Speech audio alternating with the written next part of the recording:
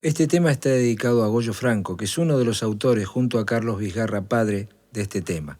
Su hijo, Chingolo, y el título del tema Para ti, Chingolo. Es un tema de esos medio rapidito, medio electrizante. A ver si les gusta.